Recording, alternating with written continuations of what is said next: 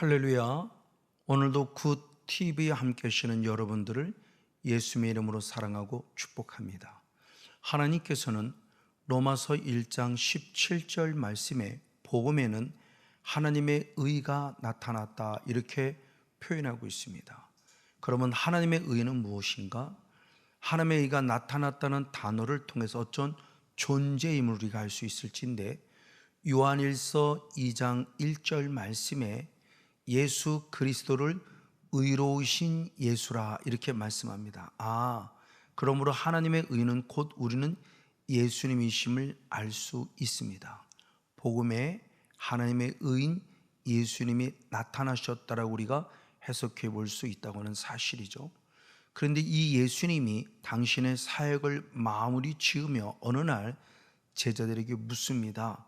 사람들이 나를 누구라 하느냐 그럴 때, 어떤 사람은 세례 요한이라고도 하고, 어떤 사람은 엘리야라고도 하고, 어떤 사람은 예레미야라고도 하고, 선지자 중에 하나라고도 합니다 라고 답을 했을 때 주님은 다시 묻습니다. 그러면 너희는 나를 누구라냐 묻는 순간 우리가 너무나 잘 아는 말씀, 마태복음 16장 16절 말씀에 베드로가 고백하기를 주는 그리스도시요 살아계신 하나님의 아들이십니다라는 아주 놀라운 신앙의 고백을 하는 것으로 너무나 잘 알고 있습니다. 예수는 누구냐? 그리스도. 그리스도는 그의 인성, 육신으로 오신 예수님은 그리스도로 오셨고, 그리스도로 오셔서 세계의 직분, 왕이라는 직분, 선자라는 직분, 재상이라는 직분을 가지고 오심을 말씀하고 있습니다.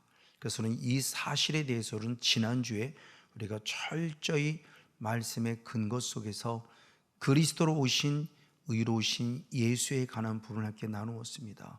이제 오늘은 그에 이어서 예수님은 누구냐 그랬을 때 살아계신 하나님의 아들입니다.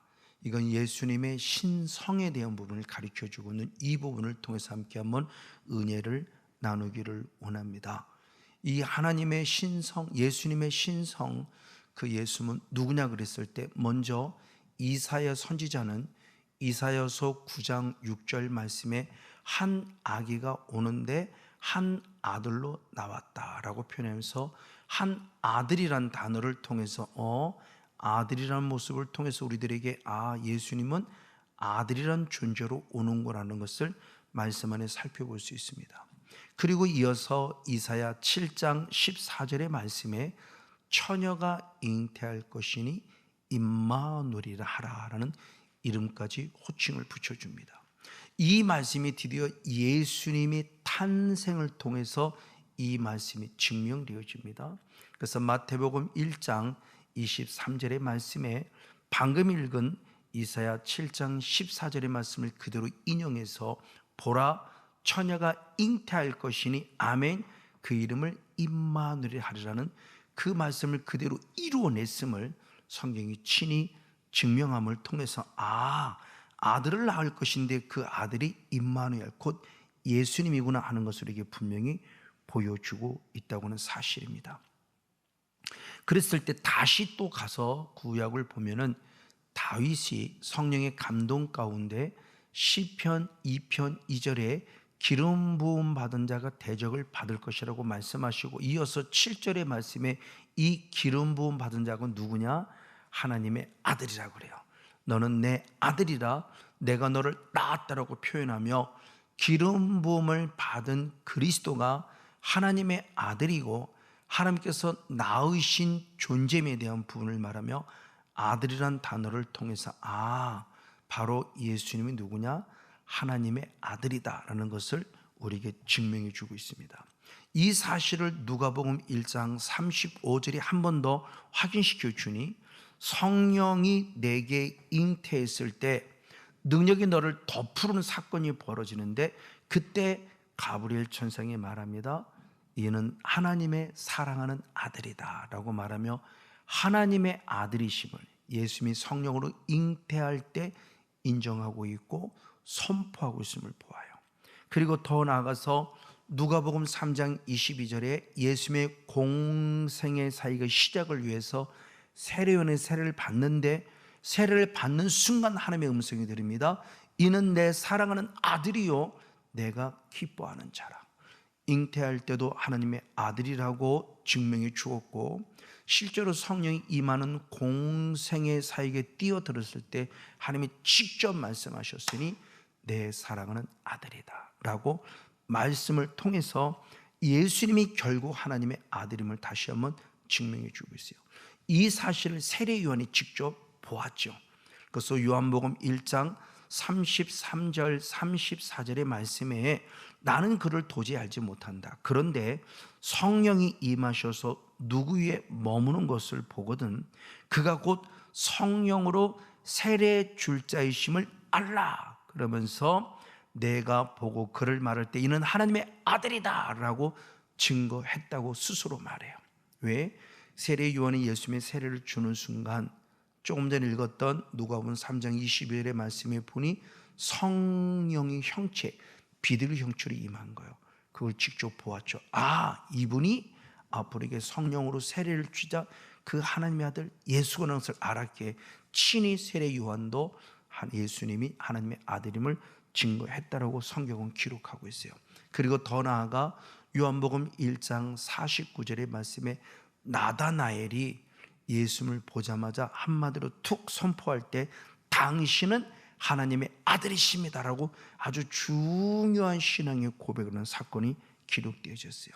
그리고 더 나아가 변화산상에서 예수님이 육체가 영체, 앞으로 이거 부활할 영체로 변화되는 순간 마태복음 17장 5절 말씀에 역시 하나님이 직접 말씀하십니다. 이는 내 사랑하는 아들이라 내가 기뻐하는 자라. 맞아요. 계속 예수님은 누구냐? 하나님의 아들, 하나님의 아들, 하나님의 아들은 계속 증명하고 있습니다.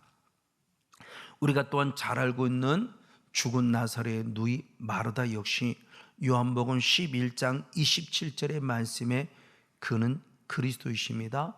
그리고 하나님의 아들이십니다라는 선포를 통해서 역시 바로 죽은 나사렛 누이 마르다까지라도 계속 예수님이 하나님의 아들임을 고백합니다. 그리고 더 놀라운 사건은 예수님이 십자가상에서 죽는 그 골고다 산상에 있었던 백부장을 비롯한 로마의 병장들이 예수님이 죽으시면서 일어난 사건들을 보면서 그는 이렇게 고백할 때 마태복음 27장 54절의 말씀에 진실로 하나님의 아들이었다라고 말하며 진짜 예수님이 십자가에 죽으시는 사건을 통해서 하나님의 아들임을 강조하고 있음을 봅니다. 그리고 더 나아가 사도 요한은 성경을 쓴 목적도 똑같이 말해요. 요한복음 20장 31절 말씀에 내가 이 성경을 쓴 목적은 다른 것이 아니라 그 예수가 그리스도이실 뿐만 아니라 하나님의 아들이심을 믿게 하기 위함이다. 바로 예수님이 하나님의 아들이심을 믿게 하기 위해서 이 요한복음이라는 성경을 쓴 이유를 분명히 밝히 보여주고 있습니다. 더 나아가 더 놀라운 것은 예수님의 제자들이나 또는 수없는 주변 사람들이 예수님의 행하신 일을 보면서 아, 하나님의 아들이다 말하는 거 충분히 이해할 수 있어요. 근데 영의 세계에 들어가니까 귀신들도 예수님을 하나님의 아들로 인정하고 있다는 사실이에요. 정확히 한 4번 정도가 기록이 되는데 그 중에 한 말씀 누가복음 4장 41절의 말씀에 귀신들이 당신은 하나님의 아들입니다 라고 선포하는 순간 주님이 잠잠하라 그래요. 왜? 자기를 그리스도심을 알았기 때문에. 당신은 하나님의 아들입니다. 귀신들로 나가면서 소리 지르며 떠나는 모습을 보아요. 맞아요. 귀신들까지도 예수님이 하나님의 아들임을 안다면 우리는 하나님의 형상으로 지음한 우리는 더더욱 말할 나위가 없겠죠. 그래서는 반드시 예수님을 하나님의 아들로 인정해야 되는데 바울 역시도 마찬가지입니다. 그래서 로마서 1장 4절의 말씀에 성결의 영으로는 예수님께서 죽은 자 가운데서 다시 살아나셨을 때, 부활했을 때 하나님의 아들로 인정되셨으니 예수 그리스도라. 예수 그리스도가 죽었다가 살아남을 통해서 영의 세계에 들어가 보니 하나님의 아들로 인정받았다라고 표현하며 바울도 예수님이 하나님의 아들임을 인정하고 있습니다. 바로 이와 같이 성경 곳곳에서는 구약이면 구약대로, 신약이면 신약대로 예수님을 하나님의 아들로, 하나님의 아들로, 하나님의 아들로 고백해 주고 있어요. 자, 그러면 중요해요. 하나님의 아들 참 감사한데, 그런 과연 하나님이 누구냐는 거예요. 그 하나님이 누구냐, 이게 우리 좀 중요한 또 다른 고백의 요소가 되는데, 다시 한 번 더 마태복음 16장 16절 말씀으로 돌아가면, 주는 그리스도시요 살아계신 하나님의 아들이더라. 살아계신 하나님의 아들, 그냥 하나님이 아니라 살아계신 하나님, 하나님에 대한 존재를 분명히 부각시키기를 살아계신 하나님이다라는 사실을 강조하고 있습니다. 이 살아계신 하나님에 대한 부분은 저에게서는 놀라운 새로운 신앙의 고백이고 결단이기도 합니다. 제가 2009년도 9월 달에 하나님을 인격적으로 만났고 어느 간증의 자리에 섰을 때, 저도 모르는 저의 하나님에 대한 고백이 툭 튀어나올 때 어떤 고백이 나오냐, 하나님은 살아계십니다, 영의 세계는 실제입니다 라고 고백을 했어요. 근데 제가 느낍니다. 뭐를 느끼느냐, 하나님은 살아계시다는 이 말, 지금도 똑같은 반응이 있는데, 살아계시다는 말을 증거할 때 그냥 지식을 위해서 입에서 툭 나온 얘기가 아니라 제 배에서부터 뭐가 쭉 빨려 나오는 것들을 느끼는 순간 툭 하고 터지는 첫 번째 음성이 하나님은 살아계십니다. 이 신앙의 고백이 제가 처음 간증설 때 나오는 고백이었어요. 그때 깜짝 놀랐습니다. 그러면서 깨닫는 거예요. 아, 우리의 배에서 마지막 때에 믿을 때 배에서 성령의 생수가 강같이 흐른다는 말씀이, 아, 이게 이 말씀이구나. 진짜 내 배에서 성령의 생수가 강같이 흐름에 있어서 그 첫 번째로 탁 고백하는 선포가 하나님이 살아계시다는 거예요. 그래서 저에게는 이제 하나님이 살아계심에 대한 부분이 얼마나 확실한지 몰라요. 늘 기도할 때 첫 고백이 하나님은 살아계십니다. 살아계신 하나님으로 기도의 첫 줄을 열어요. 이것이 누가 하는 것이냐? 성령께서 하고 있다는 거죠.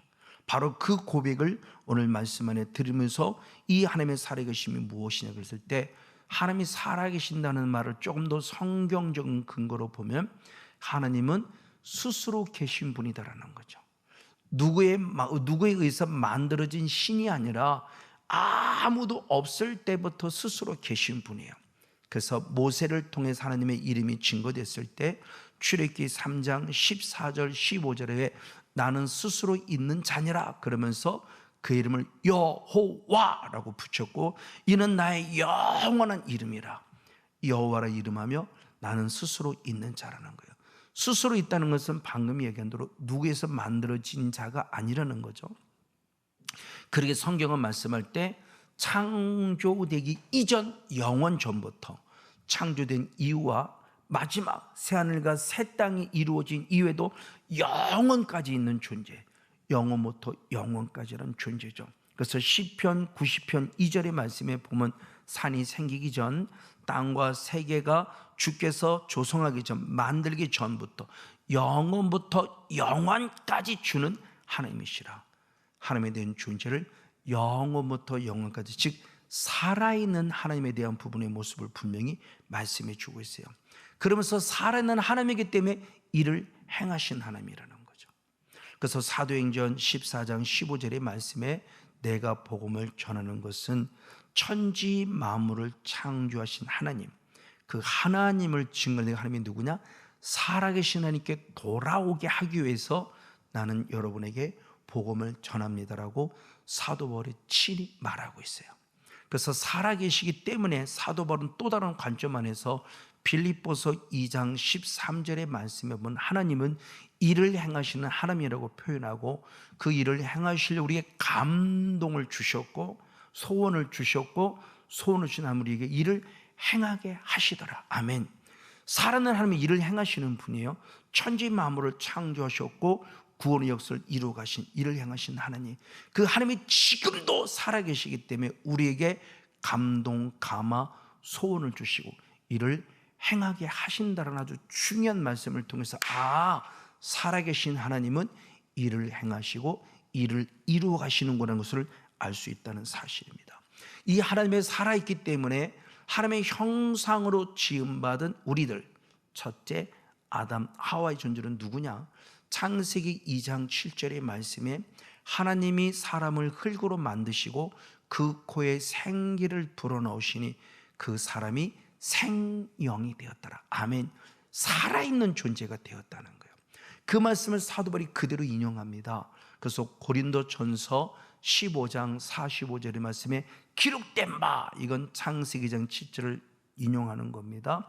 첫사람 아담은 산영이 되었고 마지막 아담은 예수 그리스도는 살려주는 영이시라고 말하면, 하나님의 살아계시기 때문에 우리를 산영으로 만들어 주셨고 마지막 때에도 그분께서 살려주는 영이 돼서 마지막 때를 살리신다는 사실을 가르쳐 줍니다. 하나님이 살아계시기에 예수님도 살아계시고 성령님도 살아계시며 다시를 죽은 영혼을 살려서 마지막 때도 살리기를 원하시는 주님의 간절한 뜻을 볼 수 있으니 우리가 산영이 되었다는 것을 말씀해 주고 있어요. 그러면서 여호수아서 3장 10절의 말씀에서는 그 살아계신 하나님은 무엇을 행하느냐? 가나안의 7 족속을 쫓아내신다고 그래요. 살아계신 하나님이 가나안의 7 족속을 쫓아내실 줄을 너희가 알래라 라고 말씀을 통해서 살아계신 하나님이 결국에서 싸워주시는구나. 우리에게 생명 주신 것도 감사한데 우리를 위해서 싸워주심으로 사탄에게 빼앗겨 죽는 자가 아니라 끝까지 산 자를 만들기 위한 주님의 아름다운 뜻을 말씀 안에서 살펴볼 수 있습니다. 이에 다윗도 골리앗과의 싸움 속에 있을 때 아주 중요한 고백을 합니다. 사무엘상 17장 36절과 47절의 말씀을 통해서 보면 전쟁은 하나님께 속했다고 말하며 사신 하나님의 군대, 살아계신 하나님의 군대, 살아있는 하나님의 군대를 네가 모욕하느냐라고 말하며 영적 싸움의 동기를 찾고 골리앗과 싸워 멋지게 이기는 바로 다윗의 모습을 보아요. 나는 누구냐? 살아계신 하나님의 아들이요. 그냥 하나님의 아들, 그냥 하나님의 백성이라 살아계신 하나님의 아들. 우린 죽은 자가 아니에요. 나의 아버지는 살아계십니다. 그리고 또 살아있는 존재가 됐어요. 살아있는 성건용 목사, 살아있는 사랑의 교회, 살아있는 이 땅에 수 없는 교회, 악한 사탄마귀야 너는 절대 우리를 모욕할 수 없어. 아멘. 우린 이 믿음 갖고 싸워 이기는 자가 되어야 한다는 사실을 분명히 가르쳐 주고 있습니다. 바로 이를 통해서 주님의 거룩한 뜻을 살펴볼 수 있다고 하는 사실이죠. 그래서 예수님께서도 이 땅에 오셨을 때 당신이 어떻게 왔는가를 표현해 주고 있으니 요한복음 6장 57절에 살아계신 아버지께서 나를 보내셨다라고 표현하며 살아계신 하나님 아버지에 대한 부분은 예수는 분명히 인정해요. 나의 아버지 살아계신 아버지입니다. 내가 믿는 하나님 살아계신 하나님입니다. 내가 믿는 예수님 살아계신 예수님이에요. 내가 감동 속에 있는 성령의 감동 살리는 영이십니다. 우린 그 성령에서 산다는 사실에 감사하고 삼위일체 하나님으로 살아있는 하나님으로 인해서 내가 산다는 사실에 감사하고 강하고 담대한다는 사실이죠. 바로 그러기에 이제 우리는 유일한 소망을 어디에 두느냐? 하나님께. 그 하나님은 누구냐? 살아계신 하나님이에요. 그래서 디모데전서 4장 10절 말씀에 우리 소망을 살아계신 하나님께 두미니 아멘. 그 하나님은 믿는 자들의 구주시라. 우리의 소망은 하나님인데 그 하나님이 누구냐? 살아계신 하나님이에요. 살아있는 하나님이에요. 아멘. 그 하나님께 소망을 두니 당연히 살 수밖에 없죠. 우리는 죽은 하나님을 믿는 게 아니에요. 죽은 예수를 믿는 게 아니에요. 살아계신 하나님이고 죽었다가 다시 살아나신 하나님이고 지금도 살리는 영이신 성령 하나님을 통해서 우리가 살아나고 있고 앞으로도 계속 살 것에 대한 부분의 모습을 가르쳐주고 있죠. 그러면 살아계신 하나님 우리에게 선물로 뭘 줬냐? 말씀을 선물로 줬어요. 그래서 사도행전 7장 38절 말씀에 우리의 믿음의 조상들이 구약 광야교회에 있었는데 광야교회에 있을 때 무엇을 선물로 받았냐? 살아있는 말씀을 선물로 받았다고 성경 기록해요. 살아있는 말씀. 그때 당시에 그 살아있는 말씀은 십계명입니다. 십계명이 살아있는 말씀이요, 그 말씀을 선물로 받아서 그 말씀 때문에 우리가 구원 얻고 살아났다는 거예요. 그걸 누가 고백하느냐? 베드로가. 그래서 베드로전서 1장 23절의 말씀을 통해서 보면은 우리가 거듭난 것은 썩지 아니할 씨로 거듭난 것이, 썩을 씨로 거듭난 것이라 썩지 아니할 씨, 그 썩지는 씨가 뭐냐? 살아있고 항상 있는 말씀이에요. 살아있고 항상 있는 말씀. 그때 베드로가 말씀한 저 말씀은 신약 성경이 아닙니다. 베드로가 사용할 때 저 편지는 이미 구약 성경이에요.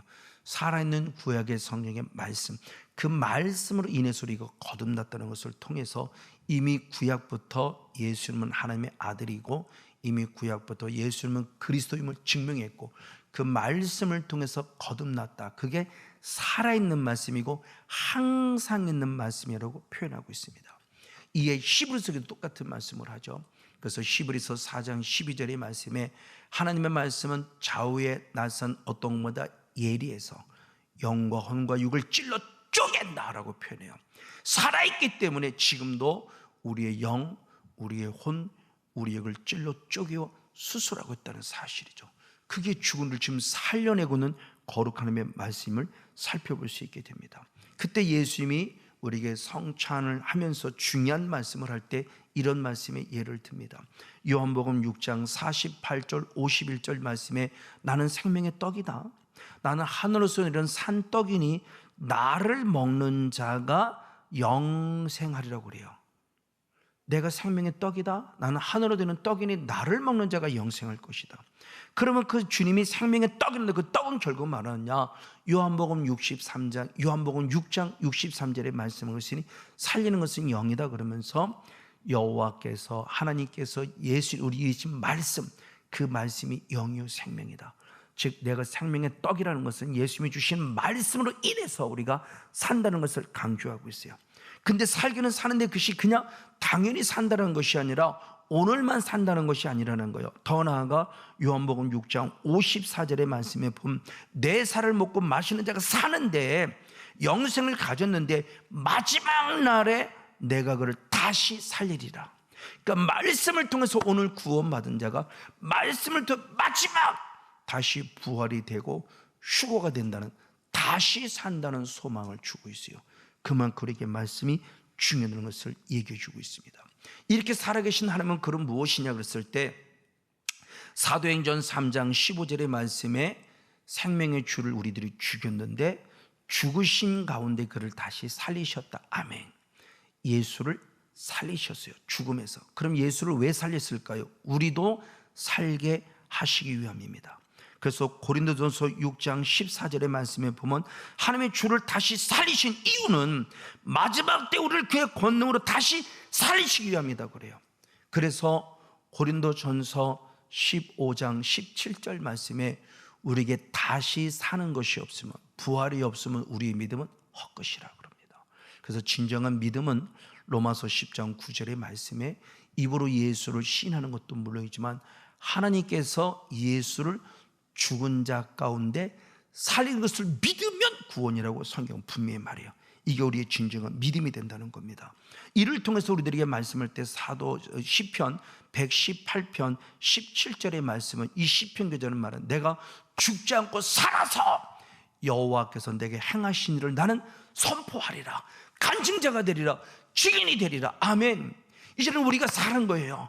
살아있는 죽을 수밖에 없는 나를 살리신 주님, 이 은혜를 이들은 끝까지 살아서 간증하는 자가 되어야 한다는 것을 성경이 말씀해 주고 있습니다. 저도 그 예수님을 증거하고 있고요. 살아계신 예수님, 살아계신 하나님, 살아계신 성령님, 그 살아계신 주님을 간증하는 주인공의 삶을 살고 있습니다. 그러면 저만이 우리 모두가 다 같이 살아야 되겠죠. 그에게 살아계신 하나님인 것을 다른 말로 표현하면 히브리서 13장 8절 말씀에 그리스도는 어제나 오늘은 영원토록 동일하시니라. 아멘. 어제 하나님, 오늘의 하나님, 오늘이면 내일의 하나님. 어제도 살아계시면 오늘도 살아계시고 오늘도 살아계시면 내일도 살아계십니다.